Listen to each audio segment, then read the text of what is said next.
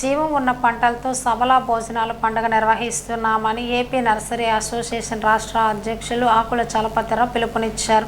శుక్రవారం ఉదయం సింహాచలం దేవస్థానానికి చెందిన గోశాలలో సబలా భోజనాల పండుగ కోసం నిర్వహించిన పాత్రికేయుల సమావేశంలో ఆయన మాట్లాడారు. సేవ్ సంస్థ వ్యవస్థాపకులు విజయరాం నేతృత్వంలో ఈ కార్యక్రమం నిర్వహించడం జరుగుతుందన్నారు. ప్రకృతి ఆధారంగా పంటలు పండించడం అవసరమన్నారు. ప్రధానంగా ప్రకృతి పంటలే ఆరోగ్యకరం, ఆనందదాయకమని వివరించారు. కట్టెల పొయ్యి మీద ఇత్తడి పాత్రల్లో వంటలు చేసి ఆరోగ్యకరమైన రుచికరమైనటువంటి భోజనాలు పెట్టడానికి మా గురువుగారు సంకల్పించారు. ఆ సబల అంటేనే ఒక గోవు పేరు అనమాట. విశ్వామిత్రుడి కలక వశిష్ఠ. ఇది ఎన్ని సంవత్సరాల నుంచి చేస్తున్నారండి ఇలాగా నేచురల్ పండుగ, నేచురల్ భోజనాల పండుగ? 2024 మార్చిలో చేసామండి.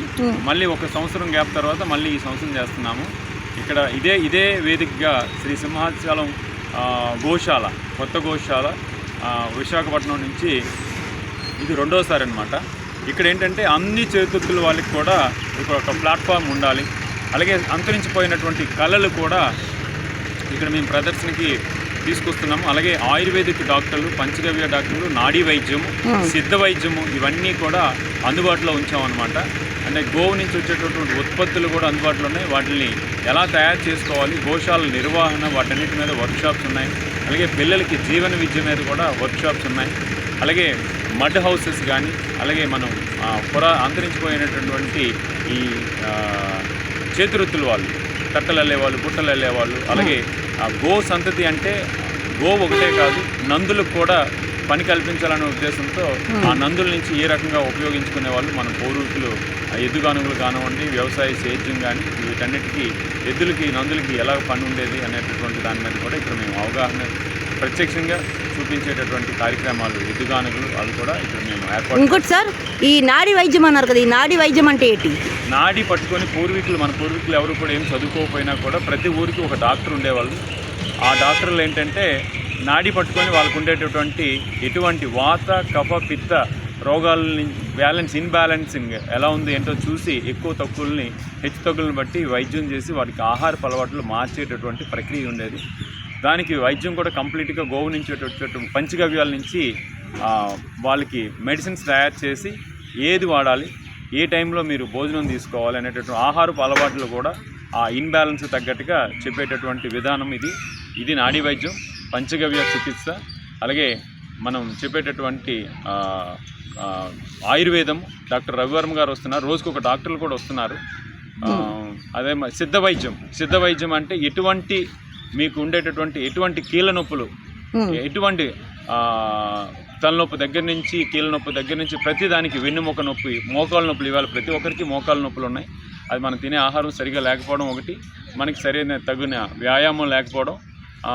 దీనికి సంబంధించినటువంటి ఎటువంటి నొప్పులకైనా కూడా ఈ నాడీ వైద్యంలో, సిద్ధ వైద్యంలో వాళ్ళు 2 నిమిషాల్లోనే యాక్టివేట్ చేసి మనకి ఉండేటటువంటి నాడీ వ్యవస్థని యాక్టివేట్ చేయడం కోసం వాళ్ళు ఇక్కడ లైవ్లో వాళ్ళకి వైద్యం కూడా చేసే కార్యక్రమం కూడా చేస్తారు. అవును సార్, ఇప్పుడు ఈ భోజనాల పండుగ పెట్టారు కదండి, ఈ భోజనాల పండుగ పేరేటండి? సబల అంటే సబల అంటే వశిష్ఠ మహర్షి యొక్క గోవు అండి, ఆవు అనమాట. ఆ సబల అనే దాన్ని ఏంటంటే విశ్వామిత్రుడు వాళ్ళ పరివారం, ఆయన రాజుగా ఉన్న సమయంలో మొత్తం వాళ్ళ బృందం అంతా కూడా వశిష్ఠ మహర్షి ఆశ్రమానికి భోజనానికి అక్కడ వచ్చేటప్పుడు వాళ్ళందరికీ ఆతిథ్యం ఇస్తారనమాట వశిష్ఠ మహర్షి. అప్పుడు భోజనాలు పెట్టే కార్యక్రమం చేస్తారు. ఇదేంటి భోజనాలు అని అనుకుంటారా? అది కంప్లీట్గా న్యాచురల్ భోజనాలు. కొన్ని సంవత్సరాల ముందు, 50 సంవత్సరాల ముందు ఎవరికి జబ్బులు, జ్వరాలు అవి వచ్చేవి కావు. ఎందుకంటే అప్పట్లో కాలుష్యం చాలా తక్కువ ఉండేది, అసలు ఉండేదే కాదు. ఇప్పుడైతే ప్రతి తిన్న ఆహారం దగ్గర నుంచి, పీల్చుకున్న గారు దగ్గర నుంచి, తాగిన నీళ్ళ దగ్గర నుంచి అన్నీ కలుషితం పెరిగిపోయి, అదే కాకుండా ఇక్కడ మన భూమి మీద పండించిన ఈ ధాన్యంలో కూడా ప్రతి చోట కలుషితం. దానివల్ల ఈ క్యాన్సర్ వ్యాధులు కానీ మరొక వ్యాధులు చాలా ఎక్కువగా రావడం జరుగుతుంది. సో ఈ తరుణంలోని ఇక్కడ ఈ మనుషులందరూ కలిసి తెలంగాణ నుంచి, ఆంధ్రప్రదేశ్ నుంచి కొంతమంది లెక్చరర్ జాబ్ మానుకొని ఈరోజు రైతు పొలాల్లో వాళ్ళు నేచురల్ ఐటమ్స్ పండిస్తూ ధాన్యం కానీ, బియ్యం కానీ, పప్పులు, కందిపప్పు కానీ మరొకటి. సో ఈరోజు ఇక్కడ ఈ 5 రోజులు సభ పెట్టి జనాలకి మళ్ళీ న్యాచురల్ ఫుడ్ మీద అవగాహన ఇవ్వడానికి ప్రయత్నిస్తారు. మనం ఇక్కడికి వచ్చి ఈ సార్ని అడిగి తెలుసుకున్నాం.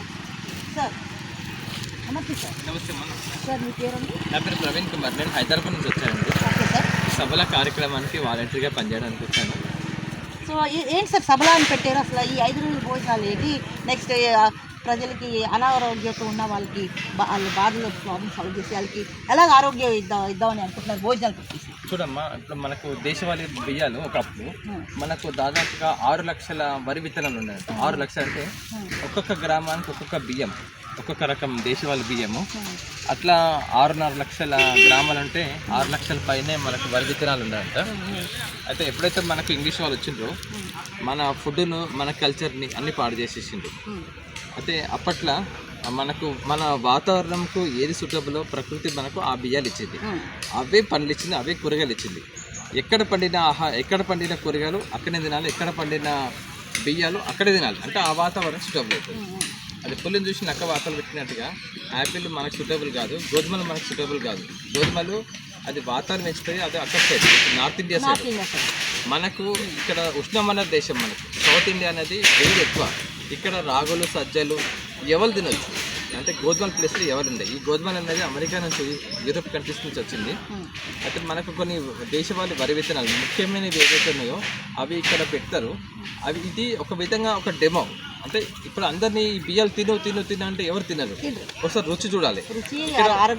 ఆరోగ్యం అయితే రుచి చూసి వాళ్ళకి 5 రోజులు తినారనుకోండి, 5 రోజులు తింటే వాళ్ళ శరీరంలో ఎన్ని అద్భుతమైన మార్పులు జరుగుతాయి.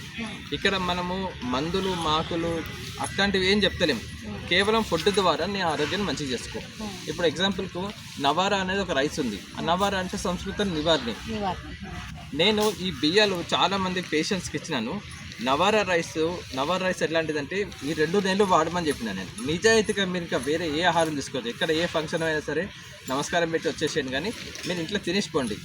నవారా రైస్ ఎట్లా వండుకోవాలి అన్నీ నేను తర్వాత వివరించి చెప్తాను. నవారా రైస్ 2 నెలలు తింటే నేను గ్యారెంటీ ఇస్తున్నాను, బీపీ షుగర్ తక్కువ కాకపోతే నా చొక్కా పట్టుకో. అంటే తక్కువ అవుతుందా లేకపోతే కంప్లీట్ నివారణ అయిపోతుందా? నార్మల్కి వచ్చేస్తుంది, బీపీ షుగర్ నార్మల్కి వస్తుంది. అట్లనే వచ్చిన తర్వాత మళ్ళీ బిర్యానీలు అవి తినొద్దు, మళ్ళీ దానికి నేను గ్యారెంటీ లేను. అక్కడి నుంచి కాస్త మెయింటైన్ చేసుకోండి. అంటే ఈ 3 పూటలు నవారా రైస్ మాత్రమే తిని, అంటే కొన్ని డైట్స్ ఉన్నాయి అనమాట చెప్పాల్సినవి, అవన్నీ పాటిస్తే అంటే బీపీ షుగర్ నార్మల్ చేసుకోవచ్చు. నా దగ్గర ఒక రిపోర్ట్ ఉంది, ట్రైగ్లిజరైడ్ అని. అది ఒక పేషెంట్ 488 వచ్చింది. 488 వస్తే నవారా తిన్న తర్వాత విత్ ఇన్ 25 డేస్లో అది 86కి వచ్చేసింది. అయితే ఆ రిపోర్ట్ అసలు 100 లోపల ఉండాలి. అయితే ఆ డాక్టర్ ఆ పేషెంట్ అడిగిండు, ఇంత షార్ట్ పీరియడ్లో ఇంత తగ్గింది, ఏ మందులు అంటే నేను మందులు వాడలేదు, ఈ నవారా రైస్ తిని తగ్గించుకున్నా అంటే ఆ డాక్టర్ నమ్ముతలేడు. లేదు రైస్ తింటే ఎంత తక్కువ అవుతుంటే, మరి రైస్ తింటే తక్కువ అంటే మరి మెడిసిన్ ఏం వాడాలంటే, దయచేసి చెప్తున్నాను నేను మీ మెడిసిన్ వాడలేదు ఏమనుకోదు, నాకు అలవాటు లేదు నాకు మెడిసిన్ తినేది అని చెప్తే డాక్టర్ నమ్మలేదు. సరే కొన్ని డాక్టర్స్ నమ్మకపోతే అది వదిలేసేయండి. అంటే ఇంత అద్భుతం.